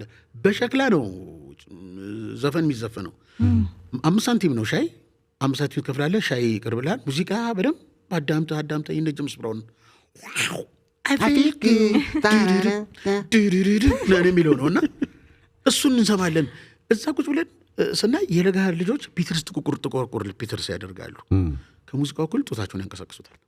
አራተው ድድድም ሲልም ድድድን ያደርጉታል። እኛ ስንት ጊዜ ሞክረን አቃተን። የሚያስደነግጧል። የጨርቆስ ልጆች እንደዛ ናቸው። ከሙዚቃ እኩል እንትናቸውን ጡታቸውን አብረው በጡታቸው ይደንሳሉ። ፈረንሳይ ሌጋሲዮን በሙዚቃ ነው በሙዚቃ ነው። አዎ እነ ሰርጸ ፍሬ ስብሐት ያሉበት ነው። ወንድማችን ጋዜጠኛ ወሰን ሰገድም ራሱ ከዛ የወጣ ነው። ፈረንሳይ ሌጋሲዮን በጣም እነ ግርማ ተፈራ ካሳ የእሱ አባት እነሱ ሙዚቀኞች ናቸው። በጣም ልክ ነህ። ፈረንሳይ ሌጋሲዮን በሙዚቃ ነው። ምን የሚባል እዛ ነበረ እዛ ስለነበረ ከዛ ነው የሚወጣው። እና ጨርቆስ ቤስት የሆነ ሰው ነው የወጣበት። እነ ዘነበው ላይ ያሉበት ሀገር ነው። እነ አሌክስ እኑሾ ያሉበት ነው። እኑሾ ገጣሚና ደራሲ አለማየሁ እኑሾ ነው። የፌርጎና ውስጥ ትምህርት ቤት ተማሪዎች ነን። ለአንደኛ ክፍል 1 ብር፣ ለሁለተኛ ክፍል 2 ብር፣ ለስምንተኛ ክፍል 8 ብር ተከፍሎ ነው ከባለስልጣን ልጆች ጋር ስንማር የነበረው። ስለ ቀጣይ መጽሐፍና ለስንብት ማለት የምትፈልገው ነገር ካለ ቴስ በዚህ መጽሐፍ ዙሪያ ምናልባት በዚህ መጽሐፍ ዙሪያ በተለይ ብናወራ ነው ደስ የሚለኝ። ይሄ መጽሐፍ ብዙ መስዋዕትነት ከፍለንበታል። ጓደኛዬ ወዳጄ ጋዜጠኛው ወሰን ሰገድም ብዙ ነገር አድርጓል። ታንኪው ለዋለው። ሌላው ጃፈር ነው። ጃፈር መጽሐፍ መደብር የማይናቅ አስተዋጽኦ ነው ያደረገው። ሰዎች ወደ ንባብ ወጣቶች መመለስ አለባቸው። ዚስ ዴይስ ወደ ንባብ ካልመጡ በስተቀር ምንም የረባ ነገር አናገኝም። ወደ ንባብ ነው መመለስ ያለብን። እንዳየውም ትውልዱ ወደ ንባብ እየመጣ ነው። አሪፍ ነገር ማጣት እንጂ እኮ አንባቢ አለ። ግን እንደውም ምን ትዝ አለኝ መሰለህ ጋሽ እሸቱ ጥሩነህ ያሉት ነገር ትዝ አለኝ። የሆነ ትልቅ ሲምፖዚየም ላይ ወጣቱ አያነብም፣ የንባብ ባህሉ ሞቷል ምናምን እያለ አንድ ሰውዬ የሆነ ጽሑፍ አቀረበ እና በጣም ተበሳጩና እጃቸውን አንስተው እኔ ግን በተቃራኒ ነው የማየው። ምክንያቱም ወጣቱን ሱስ አልያስያዝ ነውም። እስኪያስቡ ጥሬ ስጋ አሁንም ድረስ ሰው ውድም ቢሆን ይበላል። ምክንያቱም ሱስ ይዞታል። መጽሐፍ ግን በቃ ዋጋው ይባላል ምን ይባላል ግን አይደለም። ሱስ አላስያዝ ነውም። ለሱ የሚመጥን የሚፈልገው መጽሐፍ ስላልሰጠነው ነው እንጂ አንባቢ ያላሉ። ስለዚህ የሚመጥን መጽሐፍ ያስፈልገዋል ነው። ስለዚህ በዙ ዙሪያ ቆርጠን ተነስተናል። ወገባችንን አስረን የተነሳን አሪፍ ነገር ለመጻፍ በጣም አሪፍ ነገር ነው የምንጽፈው። ምልክቶች ታይተዋል። ጊዜያችንን ደግሞ በዛ እናደርጋለን እና ጥሩ መጽሐፎች እንጽፋለን። ተስፋ እናደርጋለን። አዲስ መጽሐፍ አሁን ቀጣዩ እየተሰራ ነው። የዚህ ፓርትቶ አለ። አንደኛ ቮሊዩምነስ ነው የሚሆነው። ትንሽ ከፍ እናደርገዋለን። የከረማታን ታሪክ በጣም አጥሯል ነው የተባለው። እውነት ነው ካለው አስገዳጅ ሁኔታ ነው። የከረማታን ታሪክ ግን እጅግ ንጹህ በሆነ በአሪፍ ሁኔታ በሚያስጎመጅ ሁኔታ እንሰራዋለን። ፍቅር ታሪክ አለው ውስጥ እንዴ በጣም ብዙ አሁን ራሱ ያነሳቸው በጣም ይገራሉ። ኮሜዲ ያለው በጣም የሚገርሙ ናቸው። እንደዚህ የሀዘኑ ራሱ ስርዓት እንዴት ደስ ይላል መሰለ። ሰዓት ካለን ልቀጥልልህ አንድ ላውራለህ። አንድ ወሎ የሚባል ሰውዬ ነበረ። ድሮ ወታደር የነበረ ነው። ስሙን አናውቀውም እኛ። ወሎ ነው የሚባለው። በቃ ወሎ ነው። ከወሎ መጣና ተቀጠረ። ወሎ ተባለ። እና መጠጥ በመጠጣት ብቻ ድምፁ ተዘጋ። ጋሽንትራ እንደምንት የሚል ሰው ሆነ። ሰክሮ ነው የመጣው። 24 ሰዓት ስካር ውስጥ ነው ያለው። እና እዛ ጦር ሜዳ ላይ ያው ሰዎች ሲሞቱ መርዶ መጣና ካምፕ እዛ ጨርቆስ ማነው 4ኛ ክፍለ ጦር ግቢ ውስጥ መርዶ መጥቶ ትልቅ ድንኳን ውስጥ ቁጭ ብለን አንድ ሴትዮ ባሏቸው ሞተው እኛም ልጆች ሆነን እነሱን ልናጽናና ሄደናል። ቁጭ ባልንበት ማታ 2 ሰዓት ላይ ወሎ መጣ። ገና ከታች ከሜዳው ጋር እንዲህ ወደ ድንኳኑ እየመጣ ወሎ መጣ። በቃ እስቲ አንዴ የተባለ እኛም ዝም አልን። የጦር ሜዳ ዋዳ ወንድሜ ወንድሜ በጅጅጋ በቀላፎ በገብረ ዳር የአሞራራት የሆኑ ወንድሞቻችን እና መጥቀስ ጀመረ ስም እነ መቶ አለቃ አየለ እነ ኮሎኔል ሲሳይ እነ ሻለቃ ወልዴ እነ ኮሎኔል ማነው አንዱ በቃ ዝም ብሎ አንዱ ስም ልንገር እና እንደ ሻለቃ አስታጥቄ ሲል ሻለቃ አስታጥቄ እዛ ቁጭ ብሎ ምነው አንተ ሲለው ይቅርታ እና ብሎ አይቀጥልም ነገር ነው ከረማ በጣም ነው ደስ የሚለው ሀዘኑም ከዛ ላይ ራሱ አልቃሿ ባሏ የሞተባት ሴት አልቻለችም በሳቅ ሞተች ወሎ በቃ እንደዚህ አይነት ሰው ነው ሰው ለቅሶ ሞቅ ብሎት ነው የመጣው ሞቅ ብሎት ነው የመጣው ለቅሶ የሞቱትንም ያልሞቱትንም እየጠቃቀሰ አንድ ላይ እንዴ ሙሽሮቹ መጥቶ ይላሉ ብሎ አስከሬኑ መጣው ያለ ሰው አለ አይደል እንዴ በጣም እኮ የሚያሳዝን ነገር ነው መጣ እንደ አስከሬኑ ይላል ሞቅ ብሎት አንዳንዴ ሙሽሮቹ ያው እንግዲህ በጣም በቃ ድራማቲክ የሆነ ነገር ማግባቱ ራሱ እንደ ሞተ አስከሬኑ መጣ ለሙሽራው ደረሰ ይምታታበታል ሀገር ድህነታችን ደስ ይላል ሴንስ ኦፍ ሂውመር ካለ ህይወት ውስጥ ትልቅ ቅመም አይደለ ያልክ የምትኖር ነገር ከሆነ አንተ በቃ ምንም አይሆንም እንደዚህ ህይወት ውስጥ ጣል የምታደርግበት ነገር ያስፈልጋል ፊልሙ ላይ እናንተ እንደምታደርጉት ነው ጣል የምታደርጉ ይልቁንስ አንተን የሚያክል ሰው የለም በዚህ አጋጣሚ በእያንዳንዱ ነገር ላይ ጣል የምታደርጋት ነገር እኔ አልችልም ደስ ይላል እግዚአብሔር ያክብርልኝ ቴሲ በተለይ ቅድም እንዳልከው ነው ወደ መጽሐፍ ስንሄድ የከረማት ራሱ ቅድም እንዳልከው ነው በጣም አጠረ ከተባለ ሲሰፋና ብዙ ነገሮችን ማስገባት ስትችል ትልቅ ፊልም የሚወጡ አይነት ይወጣል በተለይ ደግሞ ከእውነተኛ ታሪክ የተቀዱ ነገሮች ቢታዩ አንድም ለታሪክ ማቆየት ይቻላል ሁለተኛ ደግሞ የምትሰራውም ነገር ብዙ አያስጨንቅህም እኮ እውነት ነው የምታውቀውን ነገር ስለሆነ ማለት ነው አሁን ቅድም ያልከው የፍቅሩ ታሪክ የመርዶ ታሪክ የቤተሰብ ታሪክ ብዙ ነው በጣም ብዙ ነው በስም ሁሉ እየጠቀስክ የምትለው ነገር እጅግ በጣም ብዙ ነውና እንዲህ ነው እንዲህ ኖር ነው እኮ ያልነው እኛ አኗኗራችን እኮ እጅግ በጣም ነው የሚገርመው እንዲህ ነው ወይ የኖር ነው እና በጣም ሰፊ ታሪክ ነው ያለው ለአቅመ እንጀራ መብላት እንደደረስኩ የምትለው ነገር ምንድን ነው እኔ የዛን ጊዜ ራሴን አላውቀውም ማለት ከዛ ስንወለድ ልክ እንጀራ መብላት እንጀራ ቁርስ በእጅ እንጀራ ስትቆርስ ውይ አደገ ልጅ አይደል የሚባለው በቃ ስል ራሴን ሳቀው እዛ ግቢ ውስጥ ነኝ ያለሁት እንጂ የሕፃንነቴን ታሪክ አላውቀውም እዛ ግቢ ውስጥ ነው የመጣ ነው እጅግ የሚገርም እኮ ሰፈር ነው አንተ እኔ አንዳንድ ጊዜ እንደዚህ አይነት ታሪክ ስታወራ እንደ ይሄማ እንዴት ይሆናል የሚል ሰው እኮ አለ ስላላየው ተጋነነ ውሸት የሚመስሉ ታሪክ ውሸት ነው አሁን የኔ አባት እናቴን እንዴት እንዳገባት ብነግርህ ተው እንጂ ለምን ለመጨረሻ ይነገረን እንዴ ምንድን ነው እንዴት ነው አባቴ ሚስት ሊያገባ ፈለገ 7 ብር ነው ደሞዙ 7 ብር ደሞዙ 7 ብር ነው በቀን ነው ሚል ያው በወር ነው በወር 7 ብር ነው ራሽን ግን ትልቅ ብር ነው በጊዜው እዴ በጣም እና ራሽን የሚባል ነገር አለ የሆነ ዘይት ምናምን አብሮ ትንሽ ሰብሲዳይዝ ተደረጋል ይሰጣል እና ምትዛው ማያትን ልጅ ማግባት ፈለገ ስላልቻለ ቆይ ብቻ እያለ ሲጠብቅ ከረመና አንድ ቀን እንትን መጣ አሜሪካኖች መጡና ቶፖግራፊ ለማንሳት ኢንጂነሮች አሜሪካ መጡና እስቲ አንድ ወታደር አምጡ እንዳይተናኮሏቸው እንዲጠብቋቸው ሲባል እኔ አባት መጣና ጠመንጃውን ይዞ ዳኮታ በሚባል አውሮፕላን ሄዱ ዳኮታ ማለት እኔ ሁልጊዜ የምናገረው ነገር ነው የሰማይ ላይ ሲኖትራክ ማለት ነው ሎንቺና በክንፍ ነው እና 2-3 ሜትር ወደፊት 1 ሜትር ወደ ኋላ መሰለኝ እንዲህ ያለ ነው የሚሄደው እና በቃ ደግሞ ዝቅ ብሎ ነው የሚበረው ብዙም አይሄድም እና አሜሪካኖቹን ይዞ ሄደ እንትኑ በር ተከፈተ አውሮፕላኑ አውሮፕላን ኖርማሊ 30,000 ጫማ 40,000 ጫማ ሲሄድ የሆነ የተከፈተ ነገር ካለ ትሞታለህ ሳክ ያደርጋል ወደ ውጭ ነው ሳክ በቃ እንደዛ ነውና እነሱ ሲደነገጡ የኔ አባት አለማወቁ ደስ ሲል ወይ ተከፈተ ብሎ ሊዘጋው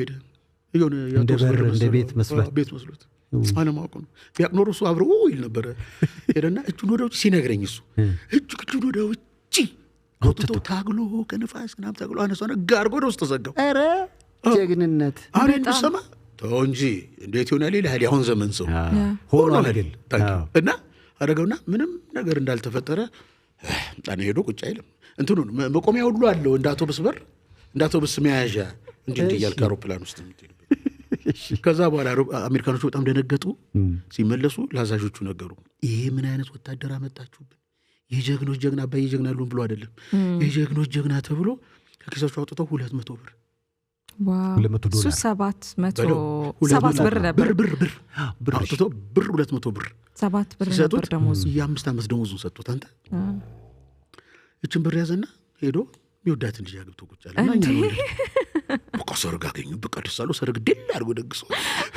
ዳኮት ብር የተገኘ ትዳር ቤትም መኪናም ሳይገዛ ሚስት እንዴ ታዲያ እኛ ከየትን መጣ ነበር መኪና ይጠብቅ እንዴ እሱ ስለዚህ እናቴ ዳቦ ስም እኮ የዳኮታ ወርቅ ያዳኮታ ወርቅ ነው ወርቅ ትከትበታለህ ውስጡና በጣም ነው ደስ የሚለው ብዙ ያልተነገሩ ታሪኮች አሉ ይሄንን ታሪክ ሰንደን በጥሩ ሁኔታ በአሪፍ ሁኔታ ስታንዳርዱን በጠበቀ አሁን እንትናችን ፈልገን አገኘነው አለ ራስን ፈልገን ማግኘት ነው ቅድም የጠየቅሽኝ ጥያቄ ነው እዚህ ጋር ደርሳለሁ ብዬ እቅድም ህልምም ምንም አልነበረኝም በኋላ ሂደት ነው እንደዚህ መጥቶ ከድል ጋር የተገጫጨህ ካለ ካንደው ግን ጋር ያርክ ስትሄድ ነው የምታገኘው ስለዚህ ድንገት ተገናኘን በቃ ተገናኝተናል እንቀጥላለን ዋው ባገኝ ደስ ይለኛል ብለዋል ማን ነው እንግዲህ ተመልካች ነው ማለት በፌስቡክ ላይ ያገኛል አይደል የፌስቡክ ጓደኛዬ ከሆነ ያገኘኛል ፎሎወር ቲክቶክ የለኝም እኔ በዚህ አጋጣሚ በስሜ ግን አለ በስሜ 1-5-6 አለ አንተ ወቀና የለ እኔ የለኝም ከዛ ግን እኔ መጽፎን ኢምፖርት ወደዛ ያወስዱትና የኔን ፎቶ ለጥፎ የኔን እንትን ለጥፎ እኔን በቃ የሚያስመስልኝ አረባካችሁ ነው የለኝም ቲክቶክ የለኝም በዚህ አጋጣሚ መናገር የምፈልገው ግን አሁን በቅርቡ በዩቲዩብ ነው የምከሰተው ጎበዝ ያ በቃ ከያዝከው እንደዛ ነው የሚቀጥለው በዩቲዩብ እከሰታለሁ እንቀጥላለን አለበለዚያ እንቀጥላለን ምግብ ላይ እንዴት ነህ ተብለሃል ሊጋብዝ ይፈልጋል ይሄ የሚያቀኝ ሰው ነው መሆን ያለበት ይሄ የሚያቀኝ ውስጣው እጅግ በጣም ነው በላው እውነት እጅግ በጣም ማይ ጉድነስ እኔ ስበላ እኮ እና አሳማና ምናምን እኮ የሚቀኑብኝ እንስሳቶች የሚቀኑብኝ እኮ እንዴ ሚቱ ታንኪዩ ግን እኛ ቱቦ ምንድን በጣም የምትወደው ያው በደረጃ ላስቀምጥልህ በአን አንደኛ ክትፎ ሁለተኛ ክትፎ ሶስተኛ ክትፎ ቤስት የምትለው ክትፎ ቤት ቤስት የምትለው አሁን ብዙ እኔ እንትን ቤት ነው የምወደው ምስክር ክትፎ ቤት እዛው ጨርቆስ አካባቢ እዛ ኦሜድላን ታውቀዋለህ ኦሜድላን ነው በቃ ኦሜድላ ስር በጣም ቆንጆ ምግብ ቤት አለች ምስክር ክትፎ ነው በጣም ቆንጆ ምግቦች በሙሉ ምርጥ ናቸው እዛ 23 ዓመት በልቻለሁ አንድ ወንበር ላይ 23 ዓመት አንድ ወንበር ላይ ነው ያውቃሉ ጓደኞቼ እና አንድ ወንበር ላይ ነው አንድ ወንበር ላይ ከተያዘች አልገባም እንዴ በቃ ይሄኔ ፕሪንሲፕል እኔ ደረቅ ነኝ እኮ አያስነሱም አንዳንድ ቦታ ያውቃሉ ምን ተዋወቅ ሰዎች ነን እንዲያውም አንድ ጊዜ መጥተን እኔ ስገባ ቤት ውስጥ ፍጹም ቅጣት ምት የተሰጠ ነው ይመስል አዶ ባረገው እና ምንድነው የሚሆነው አንደኛ እኔ ቦታ ነው ጋሽ ተስፍሽ ነው እሱን አያዝም ባለቤቱ ራሱ ከሰው ጋር ከተቀመጠ ወይ ተስፍሽ መጣ ብሎ ተነስቶ ነው የሚሄደው የኔ ቦታ የተለመደ ነው 23 ዓመት ነው ያወጣሁትን ወጪ ካልኩሌት አደረገው 9.5 ነው 8 ሚሊዮን ብር ሆነ እሱን እባካችሁ ግማሹን መልሱልኝ ለቴስ ይመለስለት ለክትፎ ያወጣው ይመለስልኝ እና በጣም ነው እኔ ምግብ ላይ ጥሩ ነው አያቴ ድሮ ስትሞት በቃ አደራን ራስን ጠብቅ አደራ ስታኝ ስለነበር ያን አደራ ጠብቅ ይኖራለሁ ካልበላ ደግሞ እንዴት ነው የሚሆነው ብራዘር ክትፎ በላለሁ አንደኛ ክትፎ ሁለተኛ ክትፎ ሶስተኛ ክትፎ አራተኛ ጥሬ ስጋ አምስተኛ እኔ አሁን ትቻለሁ ጥሬ ስጋ ከሚስቴ ከንፈር ውጪ ጥሬ አይመቸኝም ይህን ማናበሰለው ሰይፍዬ ይህን ማናበሰለው የሰው ልጅ እኮ ጥሬ ነው ጥሬዎች ነን እኮ እስቲ አይተዋል ሳምባህን አይተዋል ጉበትን አይተዋል ምና ጥሬ ነው እግዚአብሔር ልብ ነበር አልሰራውም በቃ በዚህ እንስማማለን ስለዚህ ጥሬ አሁን የባለቤት ከንፈር ብቻ ከሷ ውጪ አልበላም ለነገሩ ክትፎ በጣም እኮ እኔ ግን ደስ ያለኝ ምንድነው ታማኝ ነህ ማለት በትዳር ታማኝ ነህ በምግብ ቤት ታማኝ ነህ ከምስክር ክትፎ ቤት አሁን ውጭ ከበላ ቺት ያረክ ይመስላል ቺት ያረክ ያዩኝ ይመስለኛል እና እንደዚህ አባቴ አንድ ጊዜ አባቴ ወታደር ስለሆነ አይጾም ወታደሩ ጊዜ አይጾም እና ሩቅ ሄዶ ፈረንሳይ ለጋሶም ከጨርቆ ፈረንሳይ ለጋሶ በነገራችን ላይ አገር ቤት በጣም ሩቅ ነበር በፊታው እዛ ተደብቆ ቅቅል ይበላል በጾም በውዳዴ ጾም እዚህ ከበላ እናቴም ህዝቡም ዞራል ይሉታል ስለዚህ እኔ የሆነ ሰው ላገኝ እዛ ቤት ስገባ እንገናኝም ከአባቴ ጋር እንዴ አባቴ ቅቅል ሲበላ ምን አሉ ደነገጠ ከቅቅሉ ይልቅ የኔ መምጣት በቃ አስደነገጠው አንተ ና ቁጥል ለሱም ቅቅል ና ብላ አባያል በላ ደንግጫለሁ እኔ እሱን እዛ ሳየው ስማ ደግሞ በውዳዴ ምድር ቅቅል ሲበላ አየሁት ብለህ አውራሉ በስተርጅና ከእናትህ ጋር እንዳታጣላኝ ዛሬ አባዬ ችግር የለም ምናምን ብዬ ነው እንትን ያልኩትና ስንት ናችሁ ቤት ውስጥ ቤተሰብ አንተ የመጀመሪያ ልጅ እኔ መጀመሪያ ልጅ ነኝ።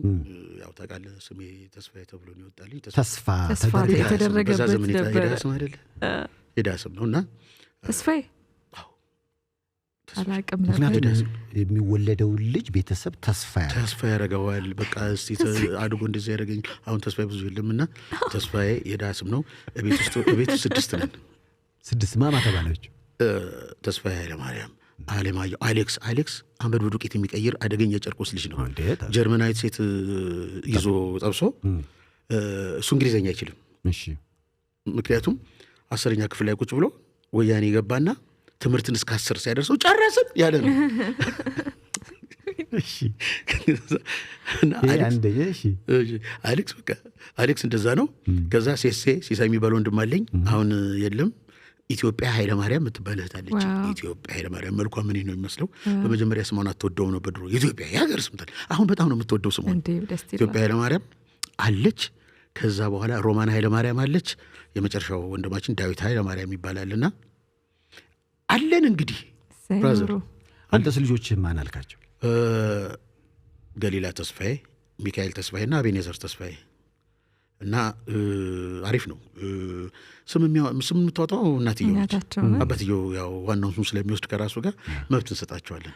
ስም እንዲያወጡ መብት እንሰጣቸዋለን። አንድ ጓደኛ አለኝ ለልጁ ቅዱስ ብሎ ስም አውጥቶ ምን ለልጁ ያወጣል? ግን ያው ለራሱ ነው እና ቅዱስ እንትነ ስንትርጉም መሰለ እኮ ልዑል እንትነ ለራሱ እኮ ነው አንዳንዱ ሰው ስም የሚያወጣው ታውቃለህ። ስለዚህ አንተ ለባለቤት ተውኩላት፣ ለእሷ ተውኩላት። እሷ ደስ ያላትን ስም ታወጣለች። ያን ያክል እንትን አይሉ ስም ላይ ስም መጠሪያ አይደለ፣ ዋናው ተግባር ነው። ለዛ ነው ሴፍዬ ደስ ይላል። ሌላ ምን ኮሜንት መጣ? የሚመጣ እንዴ በጣም ብዙ አስተያየት መጥቷል። ሁለተኛ መጽሐፍ ይሄኛውን አንብቤ ያለው ከውጭ ነው የተጻፈው። ውጭ ሀገር መጽሐፍን ማግኘት አስቸጋሪ ነው። እንዴት ነው መጽሐፎች ለምን አማዞን ላይ አይወጡም ተብሏል። አማዞን ላይ ወጥቷል። አማዞን በሚቀጥለው ሳምንት ይወጣል። ጨርሰናል። ነገርም እውነቱን ነው። አማዞን ላይ የሚቀጥለው ሳምንት ላይ ይወጣል። እንደዛ እና ወደ ክልል ምናምን እንወስዳለን። ሰይፍዬ አሁን አዲስ አበባ ላይ ብቻ ነው ያለው። ክልልም ደርሷል። አንደኛ ግን ትግራይ ክልል ነው የምንወስደው። ምክንያቱም የትግራይ ክልል መጽሐፍ ያነባል። ከጦርነት መጽሐፍ ያነባል። አሪፍ መጽሐፍ፣ የኔን መጽሐፍ ያነባል። መጽሐፍ ማንበብ አሪፍ መጽሐፍ ስታገኝ ነገር ሁሉ ትረሳ የለ ራሱ ሰላም ያመጣልን ከሆነ ደስ ይለኛል። እንደዛ ነው የማስበው። ስለዚህ መጽሐፎችን ወደ ክልሎች ወደ አንባቢዎች ለማድረስ ጥረት ታደርጋለህ? እያደረግንም ነው። ደስ የሚል ሰው ተብለሃል። በጣም ጨዋታ። ሌላ እንግዲህ ሁለተኛው መጽሐፍ ሲመጣም እንዲመጣ ተብለሃል። ከሱ ጋር ነኝ እኔም የብራዚል ደጋፊ ነበርኩ ተብለሃል። የክትፎ ወዳጅነት ብዙ ሰዎችን አስደስቷል። ከዛ ውጭ እንግዲህ በጣም ብዙ ሀሳቦች ናቸው። በነገራችን ላይ ተወዳጁ ደራሲ ተስፋዬ ኃይለማርያም የሰይፉ በኢቢኤስ እንግዳ ሆኖ በቅርቡ ደግሞ ታዩታላችሁ። አሁን የታዲያስ አዲስ ፕላስ ነው። መጽሐፉ እንዴት አገኛችሁት? ረጅም ዕድሜ ከጤንነት ጋር እንመኝልሃለን። ለስንብት ማለት የምትፈልገው ነገር ካለ ተይስ። አገራችን ለዘላለም ትኖር። አሜን። በሀገራችን ሰላም ይምጣ፣ ፍቅር ይምጣ። ይሄን መጽሐፍ እዚህ እንዲደርስ የረዱኝ ወገኖቼን በሙሉ አመሰግናለሁ። ስፔሻሊ ሳሙኤል በቀለ የእድሜ ልክ ጓደኛ ያለ 43 ዓመት ጓደኛ ነው። አንተ ሰውዬ ምንድን ነው ምግብ ቤትህ 23 ጓደኛ 43 ይቀጥላል 34 እና እንትን ለብሰን ካባ ለብሰን እናከብራለን ብለን ነበር። 40ኛ ዓመታችን ሳናስበው አለፈብን። የጓደኛ ፍሬንድሽፕ እንደዚህ እኮ አልተለመደም። በቃ እንደዚህ አልተለመደም። እኔ አሁን ስሞት አይሰለች ስሞት እሱን አይ ችግር የለም። እኔ ስሞት እንደዚህ ብዬ በቦት ነው ፈልገው ፊቴ ላይ ፈገግታ ኖሮ ለምን ጽፌዋለሁ። እኔ ስሞት ባሻ ተስፋ ኃይለማርያም በ1900 ምናምን ተወልደው እንደዚህ አይነት ዲግሪ አግኝቶ ምናምን እኔ እንደዚህ ይባላል ነገር አልፈልግም። ምን የከንቱ ነው። ምንም እንትን የለውም። ምንድን ነው ያንተ ምን ነው የኔ ወንድማችን ተስፍሽ ላደረገውም ላላደረገውም አንድ ጊዜ የአንድ ደቂቃ የሊና ጸሎት አይደለም ጭብጨባ አርገው ከባድ። አንድ ሎስ አንጀለስ ላይ የአበሻ ቀብር ልከውልኝ ሰውየው በጣም ነው ጃዝ የሚወደው። ኦኬ ጃዝ ሚውዚክ የጃዝ ሙዚቃ ኦኬ። ስለዚህ የቀብር ዕለት ጃዝ ፈልጋሉ አለ። ጃዝ እኔን አስቀምጣችሁ ጃዝ ስሙ ብሎ እሱን አላውቅም እኔ ግን አይገርምም 5 ዘፈኖችን ሰጣቸው ጽፎ። እንዴት ደስ ይላል። ለቋሚ እንዴት ደባሪ ነገር ነው መሰለኝ። የኛ ሀገር ባህል ስለሆነ ነው። ኧረ ተው። ከዛ በኋላ ተከፍቶ እስኪ ገምት ቪዲዮ ልኮልኝ ማለት ነው ምናምን እና ማልቀስ ምናምን የለው ኧረ እንትን እኔ ደግሞ ባህር ውስጥ ሃፒ አወር ነገር ሆኖ እየተቀመቀመን የመሰል ምንድነው ስለው ጓደኞች ሞቱ ጭራሽ ሀበሻ ነው ስል ኑዛዜ ጃዝ ይሄ ትንሽ ለየት ያለ ነው በጣም የሚገርም ነው አንድ ሰውዬ ምን ብሎ ተናዘዘ ነው ሰውዬው ጆሮ ደነቆረበት ሁለት ጆሮ ታይላንድ ሄደና ድኖ መጣ ሲመጣ መዳኑን ለቤተሰቦቹ አልተናገርም ኦኬ እስቲ ምን አባታቸው እንደሚሉ ሰማለሁ ምን አይነት ተንኮለኛ ነው አንተ ሲል አይሰማም ብለው ቤት ውስጥ ይሄ ባለጌ ይሄ እንደዚህ ሲል ይላል በቃ 3 ጊዜ ኑዛዜን ቀየርኩ አለ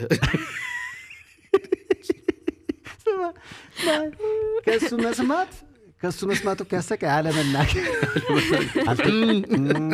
3 ጊዜ እቺ እንደዚህ ብላኛለች ሲቀየር 3 ጊዜ ቀየር ስለዚህ አንተ እኔ እኮ ለየት ያለ ጭብጨባውን ትንሽ ለየት ያለ ነው ይሄ ቢሆን ግን አይመስለኝም ይፈጸማል ይሄ እኮ ከእንትኑ ኑዛዜ አይለይም ያ እንትን ቀበሩኝ ብሎ ቃለ በጣም የተወለደ ውስጥ ሄዳል የተባለ በቃ እንቀበሩትና ከፈለገ ውስጥ ለውስጥ ይምጣ አንዳንዱ የማይሆን ነገር ነው አሁን ያንተም እኮ ራሱ አሁን በሐዘን ውስጥ ስሜት ላለ ሰው አጨብጭብ እልልታ የለውም ጭብጨባ ነው ኋላ ደቂቃ ይጨበጨብልኛል ላላረኩትም ላሳዘንኩትም ላስደሰትኩትም በዚች ምድር ለኖርኩ ልጆቼን ላሳደግኩበት እዚህ ለደረስኩበት በእውነቱ ጭብጨባ ዲዘርቭ ያደርጋል አስከሬኔ ከዛ ላይ ነው ተቀብሬ ይሄዳታል በቃ ልክ ደግሞ በፈገግታ በሙት እንዲህ ደስ ይለኛል ፊቴ ላይ እብዬ በሙት እንዲህ ደስ ይለኛል መታየት ትፈልጋለህ እንዴ እንግዲህ ምን እናደርጋለን እናንተ በቃ ፈገግታው ታዲያ ለማን ነው ለራሱ ነው ወይ እንዴት በሰላም አነጋጋሪ 43 ዓመት አልተደባበራችሁ ከሳሚ ጋር ይኖራል ሳሚ ማለት ልዩ ካራክተር ነው እንደሱ አይነት ሰው በዚህ በምድር ላይም እንደዚህ አይቻል አቅም ሳሚ የኔን ጸባይ ችሎ እሱና ሚስቴ በጣም ይገርሙኛል የኔን ጸባይ ችሎ ይሄን ሁሉ ዘመን አብረን ስንኖር አንተ ጸባይ አስቸጋሪ ነው ጸባይ ምንድነው እንትን ነው ፐርፌክሽን ፈልጋለሁ ይሄ እንደዚህ ተቀመጠ ስመለስ እንደዚህ ከዞረ እጣላለሁ ምን አገባው እንዴ እኔ ሲሪየስሊ ነው ነገሮችን የማየው እና የኔን በቃ እንኖራለን እንስቃለን እንኖራለን ሚስቴም ጸባይን ታውቀዋለች እጅግ በጣም ነው የምታውቀው በቃ ጠንቅቃ ነው የምታውቀው ምን ይሄን ብላልኝ ይስማማሃል ይሄ ልበስ ያው ልብሶቼ በሙሉ እሷ ነች የምትገዛው እኔ ገዝቼ አላውቅም ደስ ሲል በጣም ነው ማመሰግናት መወዳት በዚህ አጋጣሚና እራቴን ያው ጓደኞቼ ያውቃሉ አሁን የሚሰሙት ጓደኞቼ በጣም ነው የሚያውቁት እራት በእጄ በልቼ አላውቅም 36 ዓመት ቲቪ ያየው ሪሞት ይዤ እሷ ናት የምታጎርስ እንዴ ተቀበልኩ እሷ እዚህ ሆነ አረ ምናምን ትለኛለች አንዴ ስቆይባት አሪፍ ነገር ሳይ እሺ ብዬ ዋው እራት እጇን በደንብ አድርጋ ታጥባ ትመጣና እራት ሁሌ እሷ ነች የምታጎርሰኝ እንጂ እኔ እራቴ በእጄ በልቼ አላውቅም ጓደኞቼ ያውቃሉ ማን ሁሉም ሰው ያውቃል ዋው አቀማጥላሃለች እንዴ እሷ በጣም የምትገርም ሰው ነች እኮ በጣም የምትገርማለች ጥሩ ሴት ነች መቼም እድል ነው እሷን አግኝቻለሁ እኔ ትዕቢተኛ ነኝ አንተ እንዲህ እሷን ልትሆንላት ያረጋት ምንድን ነው ያንተስ ኳሊቲ እንችም እሷ ብትመልሰው ጥሩ ነበር እኔ በሳቅ ነው የምገላት በሳቅ ነው የምትሞተው ገና መጥቼ ይሄው ልጅ ዘንዬ ዛሬ ስል ገና ሳልጀምር ይው ሽንቷን መጋ በቃ ሞታ ሌላ ቀን ይሄን ታሪክ ደግመ ነገር ይስተለኝ የሆነ ነገር ጨምርበት ነው የምነግራት ደግሞ እና የሚያስቃቅ ምን ጨምሩበት ነው የሚነግረኝ ነው እና በቃ ሳቅ እድሜ ልኳን መሳቅ ነው ስራዋ ስለዚህ ለእሷም ኮሜዲያን እንደ ማንም ያስቃቸው እስቲ ያንን ሰዎች ጋር ስንገናኝ ረቴስ ቆይ ያንን ንገራቸው ትለኛለች የቱን ያ እንኳን ብዬ ከዛ ትጀምራለች መሳቅ ለምን እዛ ምነግረው ነገር ውስጥ የሆነ ነገር ደግሞ ይገባበታል እንግዲህ ጨው ነገር ይገባበታል ያስቃታል በጣም ደስ ይላል ጓደኛስ ማለት ምንድነው ካንተ የሚወድልህ አሁን ባለቤትህ እሺ የኔ ጓደኛ ታሪከኛ ሰው ነው እኮ ነው የሚባለው የኔ ጓደኛ እሱ ብቻ አይደለም የመስሪያ ቤቱ ጓደኞች ያ ጉደኛ ጓደኛ ዛሬ ደግሞ ምን ብሏል ይሉታል እኔ ያልኩት ሲነግራቸው በቃ ወድቀው ጨዋታቂነቱ ይመስለኛል እኔ ወዲያውኑ የሚመጣልኝ ነገር ያለው ጨዋታ አሁን ማለት ብዙ ጓደኝነት ላይ የሚነሱ ነገሮች አሉ ብዙ ጊዜ ማለት ግጭት ምናምን እንዴት ነው የምታልፈው አንድ ጓደኛዬ አባቱ ሞቱና በቃ እኔ ለቅሶ አልደረስኩም ምን እንጃ ወይ ረስቼ ሁን ጊዜ አልደረስኩም ወዳጄ እኮ ነው ከዛ በኋላ እኔ በዚህ በኩል ስመጣ እሱ በዛ በኩል ይሸሻል። እኔ ነበርኩ መሸሻ ያለብኝ፣ እሱ ሸሸ። አንድ ቀን ምንም የማይሸሽበት ቦታ ላይ ተገናኘን። ቆይ ምንድን ነው አባት አይደለ እንደ ሞቱት? አባት ቢሞቱ እኮ እናትህ አሉ እና እናንተ አላችሁ። በዚህ ላይ ደግሞ የኢትዮጵያ ሕዝብ አለ። ታዲያ ምን ታኮርፋለህ? የኢትዮጵያ ሕዝብ አለ። ድሮም አንተን ማኩረፍ አይቻልም። የኢትዮጵያ ሕዝብ አለ እኮ ደስ ይላል። ምንድን ካሚንግሱን የለጠፉ ሰዎች አሉና በቃ እደርሳለሁ ነው አንተ ማለት አባቱን ያክል ነገር ላጣ ሰው ማጽናኛው ይሄ ሊሆን እኮ አይችልም። እንደው የኔ ጸባይ ነው በደንብ ነው የሚታወቀው። 13 ጓደኛዎች ብንሆን እኔ እዚህ ጋር ከሆንኩኝ ተሱሽ በልናና ምሳልን በላ ነው ሲል ማይመቸኝ ቦታ ከሆነ ከምስክር ውጭ ከሆነ 13ታችሁም ነው ይባላል። 13ቱም ይመጣሉ እንዴ። ለቅሶ በጨርቆስ እንዴት ነው? ማይ ጎድነስ ጨርቆስ እንዴት ደስ ይላል። ለቅሶ በጨርቆስ ማነች አሁን እትዬ ቦጌ የምትባል ሴትዮ አለች። እትዬ ቦጌ ማለት ደረት የሚያስመቱ ሴት ናቸው። ማርገጃም ይባላል። ቤተ ክርስቲያኑ መቅበሪያው ጋር ከመድረስ በፊት ሬሳው ይመጣና አንድ ሾላ ዛፍ ስር እዛ ወይ የተባለ ደረት ይመታል። ፋይናል ነው እሱ ላይ ፋይናል ይመታና ፋይናል ተመቶ ነው የሚገባው ወደ ጨርቆስ። እኔ ፋይናል የሚመታው ነገር እንደ ዋንጫ ጨዋታ በቃ ዋንጫ በለው፣ ምክንያቱም ፋይናል ነው። ከዛ ደረት ይመታል። እዛ ጋር በደንብ ይመታና ፋይናሉ ጨርቅዬ ይገባል። በቃ ጨርቆስ እኔ በጣም ነው ጨርቅዬ እኮ ነው እና እዛ ነው የሚቀበረው ድሮ። እና ቦጌ ስታስለቅስ ቦጌን ለማየት ነው ከትምህርት ቤት ስንሄድ፣ ወደ ትምህርት ቤት ስንሄድ ቦጌን ነው የምናያት። የምታስለቅሰው እሷ ናት፣ ደረት የምታስመታው እሷ ናት። ቦጌ በቃ ዱ ስታደርግ በቃ ትዘላለች። እትዬ ቦጌ ሲዘሉ ይሄ የውስጥ ሱሪያቸው ላስቲኩ የላላ ነው። አንዳንዴ ውርድ ይልባቸዋል። በአንድ እጃቸው ስንይዘው በአንድ እጅ እንዲህ አይነት ፋይናል እሱን ለማየት እንሄዳለን አለ። ግን እንደ እሱ ነገር አሁን ቀርቷል። አሁን ቀሪ መጨረሻ ላይ ስታውሰው የተስፋዬ ካሳ ጆክ ላይ ነው። በቃ የቦሌዋ በእንትን የሚያስመቱት በሰራተኛ ከሱ በኋላ የቆመ መሰለኝ ያለ ይመስለኛል። የሚያክል ኮሜዲያን በምድር ላይ እዚች ሀገር ላይ አልተፈጠረም። በራሱ እኮ ነው የሚያሾፈው። በራሱ እኮ የሚያሾፍ ሰው አታበሽቀው፣ አችለው። ተስፋዬ ካሳ ሰቅሎት ሄደ። በእያንዳንዱ ላይ ተሰቅሎብን ማን ይድረስ? ጥላሁን ገሰሰ ሰቅሎት ሄደ። ተስፋዬ ካሳ መጥቶ ሰቅሎት ሄደ። እነ ጭራቀረሽ ሰቅሎት ሄዱ። እንዲሁ ዛሬ እንዴት ብለህ ነው የምትደርሰው? ተስፍሽ ልጆች አደጉ ምናምን ስትል ነው እንዴ? እናክለዋለሁ ወደ ላይ ሳይሆን ወደ ጎን አይቷች ምን ቆሞ አይቼ ማታ ገብተው ማለት ሴት ከተኙ በኋላ ነው የሚነሳው። እሱ ተኝቶ ነው የሚወጡት እነሱና እናክላል ልጄ ይላል። እና ገብቶ የሚለካው ገብቶ እንደዚህ ነው የሚለካው። ማታ ነው የምገባው አለ። ሴንቲሜትር አደጉልኝ አድጓል። ጥሩ ነው ይላል። እና ሰው ልጁን ወደ ጎን ያስረዳ። ተስፋዬ ብቻ ነው እንዴ ደግሞ የገጠመዋል። ክፍለ ሀገር የሀብታም ልጅ ይዞ ግን እሱ ስራ ይዞ መኪና የያዘ ሰው ሀብት ልጅ እየሄደ ማሬ እነዚያ ሰዎች ምንድን ናቸው? ገበሬዎች ናቸው። ትንሽ ሄድና እኔ የምልህ ማሬ አሁንስ እነዛ ገበሬዎች ናቸው። ታዲያ ምን እየሰሩ ነው? እያረሙ ነው ሲለት፣ ወይኔ የገበሬ ደብተር ስፋቱ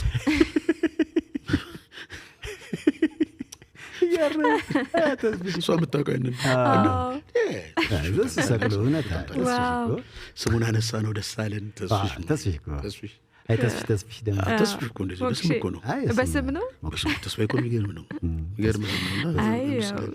በብዙ ተስፋ ሆኗል ማለት ነው። በገንዘቡም ባይሆን አዲስ መጽሐፉን ለማስተዋወቅ ተወዳጁ ደራሲ ተስፋዬ ለማርያም እዚህ ነው ያለው ከኛ ጋር። የባሻ ወጎች ጃፋርን ጨምሮ በቅርቡ ደግሞ አማዞን ላይ ጠብቁት። አዲስ መጽሐፉም እየተጻፈ ነው። ሁለተኛ ዙር አለ ገበያ ላይ አሁን ሁለተኛው ዙር ወይስ ወጥቷል? ገበያ ላይ ወጥቷል አይደል? ሶስተኛውም እየተጠየቀ ነው። አዎ ተስፍሽ 67ን እንኳን ደስ አለ ይላል። ምንድን ነው የእድሜው ነው? አበበ ነው ያለው ወይስ ማን ነው? እንግዲህ ተስፋዬ ካሳ ነው። ተስፋዬ ካሳ የሚባላል ሞክሼ ነው። 67 የሚባል ማህበር አለን የጥንት በ60ና በ70ዎቹ ወጣቶች የነበርን ሰዎች ጨርቆስ ውስጥ እዛ ማህበር አቋቁመን እኔ ማህበሩ ሊቀመንበር ነበርኩ። ግን መስራት አልቻልኩም። ለምን? በጣም ዘርፈ ብዙ ሰው ነኝ። ስለዚህ እባካችሁ እንዳልበድላችሁ ብዬ ቀየርኳችሁ። 67 ማለት በዚህ አጋጣሚ በጣም የሚገርም ማህበር ነው። በ60ና በ70 ዓመት ጊዜ ወጣት የነበርን ሰዎች ዛሬ አርጅተን እዚህ ደርሰናል። ያን ማህበር አቋቁመናል። ይሄ ማህበር አሁን ምንድነው የሚሆነው? እያለቀ ነው የሚሄደው አይደል? እየሞትን ስንሄድ አንድ ሰው እስኪቀር ይሄ ማህበር በሙሉ ይዘን እንሄዳለን። ቆይ 60ና 70 ተብሎ ለምንድን ነው 80ና 90 አይገባም? 80ና 90 ላይ የሚገባ ከሆነ አላማውን ነው የሚስተው። 67 እኛ ትልልቅ ሰዎች ነን። የመንግስት ባለስልጣኖች አሉ። ጊዜውንም የማስታወሻ ጊዜውን ማስታወሻ አለን። ያኔ አሁን ቅድም እዚህ ከረማታ ታሪክ ላይ ያለው ምናምን የምታያቸው ነገሮች ሙሉ 67ዎቹ ላይ ያለ ነው እና የ60ና የ70 ትውልድ ማህበር አቋቁሟል። ምርጥ ማህበር ነው። ፈሌሆዳን ውስጥ ነው የምንሰበሰበው። ዓላማና ግቡ ምንድን ነው? ዓላማና ግቡ እስካለን ድረስ በህብረት መኖር፣ መፋቀር፣ እርዳታ መርዳት፣ የተጎዱ ወገኖቻችንን መርዳት፣ የሚያድጉ ተማሪዎችን ማበረታታት፣ እርስ በርስ መጠያየቅ ይሄ ነው መጨረሻችን ላይ የሚሆነው ነው። ከዘራ ይዘን እስከምንሄድ ድረስ 67 ይቀጥላል። እኔ እንጃ እንግዲህ ሁሉም ሰው ይሄድና አንድ የተወሰኑ ሰዎች ይቀራሉ ብዬ አስባለሁ። ለምን ተተኪ ነገር የለውም 67 ቢል ሌላ ትውልድ ስለሌለ የለም። ግን ጥሩ ማህበር ነው። የሆነ ነገር ሲያጋጥም የሆነ ድባቴ ይኖረዋል ብዬ አስባለሁ። አያምጣው እንጂ ማለት የሆነ ሰው የጎደለ ሴት ምንም ማድረግ አንችልም። እኛም ወደዛው ነን እያልክ ትከተላለህ እና 67 በጣም ጨርቆስ ውስጥ አሪፍ ማህበር ነው። መወደው ማህበር ነው። አመሰግናለሁ። አይ ለ80ና 90ውም አሉ በ80ና 90 ደግሞ የሚሆኑ አራያ ነው እንጂ ሁሉም በራሱ ቢሰባሰብ። ምክንያቱም አሁን ለምሳሌ አንተ አሁን ከ67ዎቹ ጋር አብረህ ስትሆን የምታወራው የጋራ ነገር አለን። ተመግባባትም ትችላለህ። በጣም የድሮ ታሪክ ሁሉ እናወራለን። አንተ ትዝ ይልሃል እዛ ጋር እንደዚህ ሆኖ እያልክ የምናወራው ወሬ አለ። እንዲሁ በሳቅ እንሞታለን፣ ጊዜው ይሄድብናል። አራራ እንበትን ተብሎ ነው በወር አንዴ የምንሰበሰበው። የድሮ ታሪክ እና ግብዣ አለን፣ እናስተዋውቃለን። ሰይፍሻ ከተመቸ 67 በዓመት አንድ ጊዜ ድል ያለ ድግስ ደግሶ ማህበሩ በቃ ሰዎችን ያመሰግናል፣ ይሸልማል፣ ምን ይላል። እድሜና መንጋጋ ያስጠን ማኘክ ያስገዛ ከቻልክ ትመጣታለህ። ሰይፍዬ ትመጣለህ። መተኛ ደረስን። የሰዓት እያየ ነው። ጃፈር እየደወለ ነው። ምን እያለ? መጽሐፋችን የጋለ ብረት ምጣድ ላይ ቁጭ ብሏል እያለኝ ነው። ደስ ይላል። እንትንህ የባሻ ውጎቹ ላይ ያለው ፎቶ ማለት ካርቱኑ ትንሽ ደስ ይላል። ራስህን ስታይ ምን ተሰማ? አይነን ባይነ በጣም ነው የሚገርም ነው። ሰዓሊው ማን ነው? እንትን አይነግረን ይችላል። አሁን ስሙ ረሳሁት። በቀደም አግኝቼዋለሁ። ሞጊያውን ግን አየኸው? ሞጊያው ብዕር ነው። ደስ ይላል። ደግሞ የሚገርመው በጎን በኩል እኔ ፍንጭት አለኝ። መሿለኪያዋን ራሷን አስቀምጧታል። በጣም አሪፍ ሰው ነው። በጣም የሚገርም ሰው ነው። የባሻ ውጎች መጽሐፍ ገበያ ላይ አልተቻለም። የብዙዎቻችሁ ጥያቄ ስለነበረ ቴስን ጋበዝ አድርገነዋል። አዲሱ መጽሐፉ በሂደት ላይ ነው። ለዚህ ላበቃል። እንደውም አንተ በክሪክ ነው የተነሳው እንጂ ለመጽሐፍ ለማሳተም የምትበቃ ሰው አልነበርክም። ማለት ከስንፍና አንጻር ትታምናለህ። ቆይ ታምናለህ? ይሄን መጀመሪያ በጣም ነው ማምነው። የኔ ስንፍና በጣም ከባድ ነው። በጣም ሰነፍ ነኝ በዚህ ጉዳይ ላይ። ምጽፈውን ነገር በቃ እበላለሁ፣ እጠጣለሁ፣ አነባለሁ፣ እጽፋለሁ። ይሄ ወደዚህ ለህዝብ ላይ እንዲደርስ የሚያደርግ ነገር የለኝም። እድሜ ለወሰን ሰገድ ነው እና እሱ ነው እየቀሰቀስና ተነስ እያለኝ ከዚህ በኋላ አንዴ ተነስቻለሁ፣ አንዴ መተናል፣ አንመለስም፣ በቃ እንቀጥላለን እና መጽሐፉ ይቀጥላል። መጨረሻ ምስጋና ለነወሰን ሰገድ ምስጋና፣ ለዚህ ስቱዲዮ ሰራተኞች፣ እዚህ ላሉት ሰዎች በሙሉ፣ ለእናንተ ለሁላችሁም፣ ለጓደኛዬ፣ ለሳሚ፣ ለሚስቴ፣ ለልጆቼ፣ ለጨርቆስ ልጆች ጨርቆሶች፣ ቀጥሎ ለልደታ ልጆች ምርጥ ልጆች አሉ። ልደታ እነ ቢርሞ እዛ ነው። ያው ከቴስ ጋር የነበረን ቆይታ ይመስል ነበረ። አዲስ መጽሐፉ በቅርቡ ይወጣል። ባሻ ወጎችን አንብቡለት። እንግዳችን ስለነበረ ከልብ ነው የምናመሰግነው። ታዲያስ አዲስ